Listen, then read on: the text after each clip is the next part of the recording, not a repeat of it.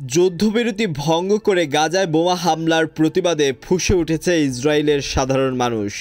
দেশটির প্রধানমন্ত্রী Benjamin Netanyahu Israeli জিম্মিদের জীবনের তোয়াক্কা না করায় তীব্র ক্ষোভ জানায় বিক্ষোভকারীরা। মঙ্গলবার স্থানীয় সময় রাতে রাজধানী তেল আবিবের রাজপথে জড়ো হয় হাজার হাজার মানুষ। জিম্মিদের ছবি হাতে র্যালি নিয়ে প্রতিরক্ষা মন্ত্রণালয়ের হেডকোয়ার্টারের কাছাকাছি অবস্থান নেয় তারা। এই সময় নেতানিয়াহু বিরোধী স্লোগান দেয় আন্দোলনকারীরা।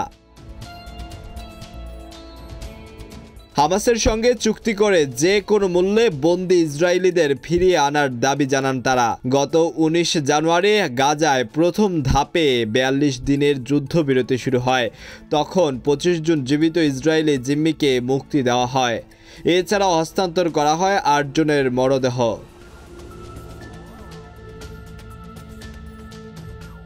ইসরায়েলি বন্দীদের বিনিময়ে ছাড়া পান প্রায় ২,০০০ ফিলিস্তিনি বন্দী। এখনও হামাসের কাছে বন্দী ৫৯ ইসরায়েলি।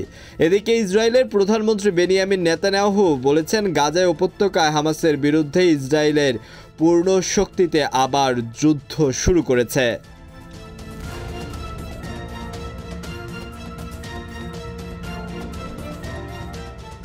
গতকাল এক ভিডিও বার্তায় নেতানিয়াহু সতর্ক করে বলেন, শুধুমাত্র আক্রমণের মুখে আলোচনা চলবে এবং এটি কেবল শুরু। In the hope that Hamas would change course. Well, that didn't happen. গত ১৯ জানুয়ারি গাজায় যুদ্ধবিরতি শুরু হওয়ার পর এটি ইসরায়েলের সবচেয়ে বড় হামলা। মঙ্গলবার বেইত লাহিয়া, রাফা, নুসরাইত ও আল মাউসিতে ইসরায়েল বিমান বাহিনী হামলা চালায়। সেখানে শত শত মানুষ নিহত হন, যাদের মধ্যে অনেক নারী ও শিশু রয়েছে।